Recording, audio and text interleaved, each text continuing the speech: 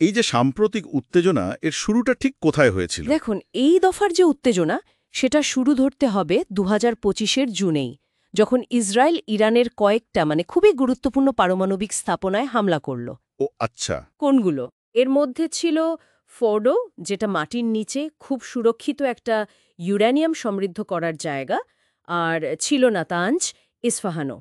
এই হামলাগুলোই আসলে পরিস্থিতিকে প্রায় যুদ্ধের দিকে ঠেলে দেয়। হুম। আর এরপর ইরানও তো স্বাভাবিকভাবেই বসে থাকেনি, তাই না? না, না, অবশ্যই না। ইরানের পাল্টা জবাব দেয়। ওরা ইসরায়েলের বিভিন্ন শহরে মিসাইল হামলা চালায়। মিসাইল হামলা? হ্যাঁ। আর এর ঠিক পরেই ২১শে জুন আমরা দেখলাম আমেরিকা সরাসরি এই সংঘাতে ঢুকে পড়ল।